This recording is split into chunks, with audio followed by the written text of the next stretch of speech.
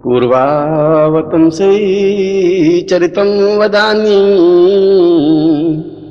आत्मा श्रियै भवतां परेशम् देव्यं व्रतां द्रगदतां सरितं सहेद्रम् ज्ञानैव तुल्य भवतां भवपूर्वरूपम्। ब्रह्मांडोपनिषद अपने आप में एक महत्वपूर्ण उपनिषद है। महत्वपूर्ण इसलिए कि इस उपनिषद ने जीवन के सारे सूत्रों को स्पष्टता के साथ खोलकर रख दिए हैं। पहली बार उपनिषदकार ने उन जटिल प्रश्नों को हल करने में सफलता पाई है जो हमारे जीवन से जुड़ी हुई है। इस उपनिषद में स्पष्ट रूप से यह बताया गया है कि जीवन केवल वही जीवन नहीं होता जिसका एक छोर जन्म होता है और दूसरा छोर मृत्यु। हमने अज्ञानतावश जीवन की परिभाषा संकुचित और छोटी सी कर दी है। हम यह समझ बैठे हैं कि जिस क्षण हमारा जन्म हुआ उसी क्षण से हमारा जीवन प्रारंभ हुआ और जिस क्षण हमारी मृत्यु हुई उसी क्षण हमारे जीवन का अस्तित्व समाप्त हुआ। पर यह परिभाषा तो संकीर्ण है, अधूरी है, बेमानी है। यह परिभाषा सत्य की कसौटी पर खरी नहीं उतरती, क्योंकि जीवन केवल उतना ही जीवन नहीं है जो हम समझ बैठे हैं। यह तो संपूर्ण जीवन का एक हिस्सा है। इससे पहले भी हमारा अस्तित्व जरूर रहा होगा। हो सकता है हम पृथ्वीलोक में रहे हों, पितरलोक में रहे हों, गंधर्व या किन्नर लोक में रहे हों या किसी योनि या आत्मा में रहे हों, क्योंकि शरीर भले ही एक समय विशेष को साथ लेकर चलता है, मगर जीवन का अस्तित्व तो शरीर से भी परे है। इस जन्म से पहले भी हमारा जीवन था और मृत्यु के बाद भी हमारा जीवन बना रहेगा। यह हमारा दुर्भाग्य है कि हमने जीवन के उस भाग को नहीं जाना या जीवन के उस भाग को पहचानने की क्षमता हम में नहीं रही जो वर्तमान जीवन से पहले का जीवन था, या हम में ऐसी कोई शक्ति या सामर्थ्य नहीं है कि हम देख सकें कि इस जीवन के बाद हमारे जीवन का अस्तित्व कहां और किस प्रकार से होगा। जिस प्रकार बहुत दूर से आती हुई रस्सी को यदि हम अपने कमरे से गुजरने दें और हम 10 फीट लंबे चौड़े कमरे में बैठे हों तो हमें उस रस्सी का 10 फीट भाग ही दिखाई देगा। दुर्भाग्य यह है कि हमने रस्सी के उस 10 फीट को ही पूरी रस्सी समझ लिया, जबकि रस्सी का प्रारंभ कमरे के बाहर भी बहुत दूरी तक है और रस्सी का अंतिम छोर भी कमरे के बाहर काफी लंबी समय तक और काफी लंबी दूरी तक है। जीवन भी इसी प्रकार से हमने समझ लिया। जो कुछ इस शरीर के माध्यम से देखा उसी को जीवन समझ लिया, जबकि इससे पहले भी हमारा जीवन रहा है और इसके बाद भी हमारा जीवन रहेगा। शास्त्रों ने कहा है कि शरीर नश्वर है। शरीर ठीक उसी प्रकार से है जिस प्रकार से एक वस्त्र पुराना और मैला, जर्जर और फटा हुआ हो जाने पर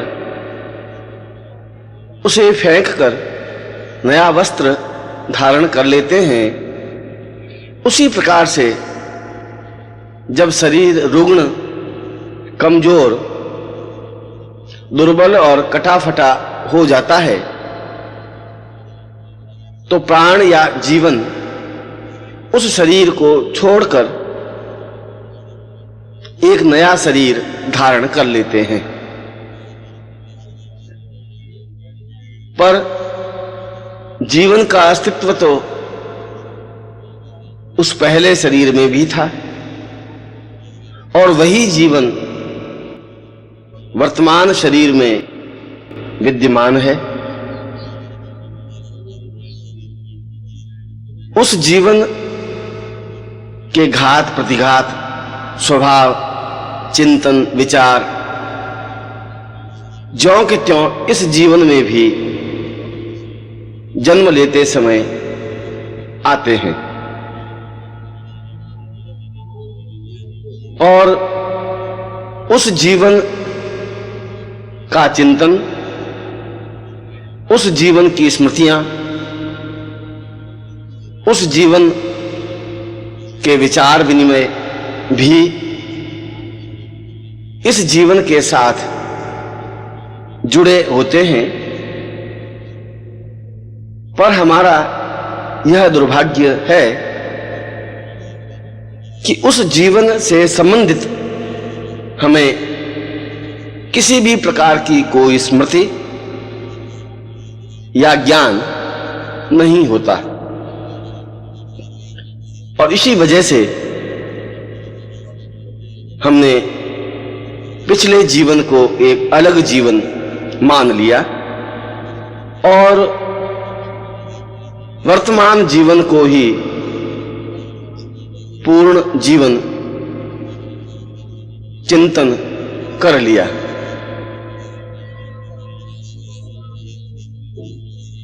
पर यदि इस जीवन को समझना है, इस जीवन के रहस्यों को स्पष्ट करना है,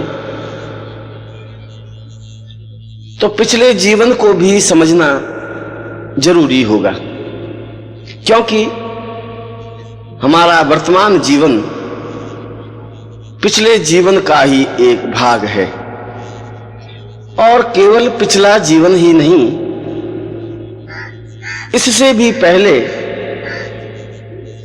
जितने भी जीवन हमने लिए हैं, वे सभी जीवन हमारे वर्तमान जीवन के भाग हैं। यह बात तो सत्य है कि वर्तमान जीवन के रोग, हानि, लाभ, सुख, दुख पर पिछले जीवन का प्रभाव भी पड़ता है। वर्तमान जीवन में जो हमारी पत्नी या पति हैं, इनका अस्तित्व भी पिछले जीवन में अवश्य ही रहा होगा। जो हमारी पुत्री या पुत्र है, जो हमारी प्रेमिका या प्रेमी है, जो हमारे शत्रु और मित्र हैं, इन सब का अस्तित्व, इन सब की उपस्थिति पिछले जीवन में थी और उनसे हमारे संबंध रहे हैं, और वे ही संबंध अच्छे या बुरे रूप में इस जीवन में भी भुगतने पड़ते हैं या सहन करने पड़ते हैं।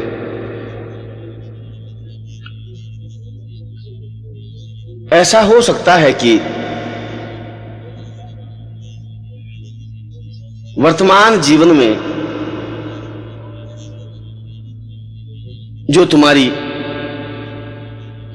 पत्नी या पति हैं, वे पिछले जीवन में पत्नी या पति न हो, आपका उनका संबंध शत्रुवत रहा हो। ऐसा हो सकता है कि वर्तमान में जो आपकी पत्नी है, पिछले जीवन में आपकी परिचिता रही हो और आपने उसको धोखा दिया हो, उसको नुकसान पहुंचाया हो, उसके जीवन को बर्बाद किया हो, और वह प्रतिशोध, उस प्रतिशोध की आग उस स्त्री के मन में अवश्य ही रही होगी, मगर उसकी व्यवस्था होगी कि वह आपका कोई अहित न कर पाई हो, और वही परिचिता इस जीवन में बदला लेने के लिए आपकी पत्नी बनकर आई हो और जो आप दोनों के बीच मतभेद हैं, लड़ाई झगड़े हैं, उपेक्षा है, अनादर है, जो एक दूसरे को देखना भी पसंद नहीं करते, जो तनाव है, उसका कारण यह हो कि वह पिछले जीवन का बदला ले रही हो। ठीक इसी प्रकार वर्तमान में जो आपके पति हैं, वह पिछले जीवन में पति न हो और वह कोई परिचित रहा हो, किसी वजह से आप दोनों के बीच मतभेद हो, इस व्यक्ति ने धोखा दिया हो और बदला लेने के लिए ही पति रूप में इस जीवन में आकर जीवन को दुखमय बना रहा हो। वर्तमान जीवन के पति पत्नी के इन संबंधों को पिछले जीवन के द्वारा ही समझा जा सकता है। यदि हम एक क्षण ठहरकर सोचें कि जिसके साथ हमने 7 फेरे खाए हैं, जो हमारा पति है, शादी के इतने वर्ष बाद भी उसके साथ अनुरक्ति क्यों नहीं है, क्यों नहीं प्रगाढ़ता है, क्यों आपसी मतभेद, तनाव और परेशानियां हैं, क्यों एक दूसरे के प्रति शक और नफरत है। इसकी बजाय एक दूर रहने वाले व्यक्ति से, जो हमारा पति नहीं है, सामाजिक दृष्टि से उसके साथ पतिभाव नहीं है, फिर भी हमारे मन में उसके प्रति इतनी अनुरक्ति क्यों है? क्यों हम मन ही मन उसे पति के रूप में देख रहे हैं? हमारे मन में उसके प्रति चाहत क्यों है? क्यों हमारी इच्छा रहती है कि वह सही है, उसके साथ जीवन सुखमय व्यतीत हो सकता है? क्यों वह जब मिलता है तो हृदय में एक उमंग और आनंद की सृष्टि होने लगती है? क्यों हर समय आंखों में उसकी ही तस्वीर और चिंतन बना रहता है? ऐसा क्यों होता है? वर्तमान जीवन में तो ऐसा कोई तथ्य दृष्टिगोचर नहीं होता, क्योंकि वह दूर रहने वाला है, बहुत ही कम समय के लिए मिलना हुआ है, किसी भी तरीके से उसके साथ वैवाहिक संबंध बन ही नहीं सकते, फिर भी उसके प्रति चाहत होना, उसके प्रति प्रेम होना, हर क्षण उसकी सामीप्यता को अनुभव करना क्यों है? इसका कारण पूर्व जीवन में छुपा हुआ है, जिसके प्रति चाहत है, जिसके प्रति प्रेम है, जो दूर रहते हुए भी आंखों में बसा हुआ है, वह पिछले जीवन का प्रेमी या पति हो सकता है। यह अलग बात है कि वर्तमान जीवन में सामाजिक दृष्टि से उसके साथ पति संबंध नहीं बन पाए, पर वह तो देह का खेल है, प्राणों का और जीवन का खेल नहीं है। प्राण और जीवन तो उसी को पति मानेंगे जो पिछले जीवन में भी रहा है। देह और समाज कहेगा कि यह गलत है, जीवन कहेगा कि यही सत्य है। देह और समाज कहेगा कि यह सामाजिक मान्यताओं और मर्यादाओं के विपरीत है, पर यह समाज तो देह से संबंधित है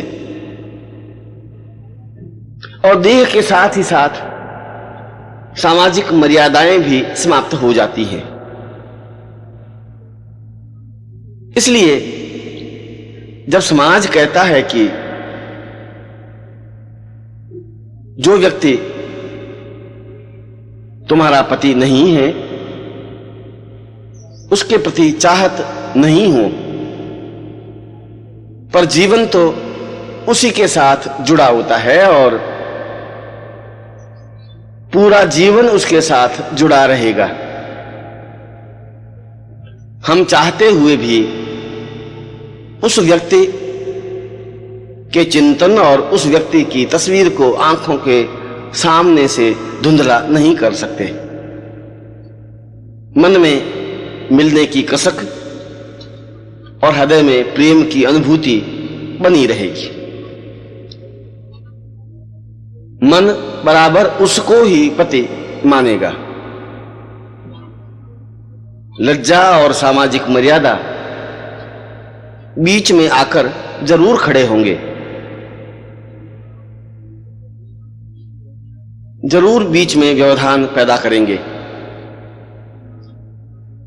जरूर हमारे पांव रुक जाएंगे, पर ये बंधन मन की छटपटाहट को समाप्त नहीं कर सकते। इसीलिए मन में छटपटाहट है, इसीलिए मन में वेदना है, इसीलिए पति या पत्नी के बीच मधुरता या आत्मीयता नहीं है, इसीलिए किसी अन्य पुरुष या स्त्री के प्रति अपनत्व और आत्मीयता है।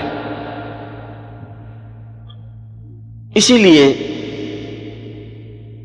जो वर्तमान जीवन में सामाजिक संबंधों से पति पत्नी मित्र पुत्र पुत्री या अन्य संबंध हैं उनमें प्रगाढ़ता नहीं है।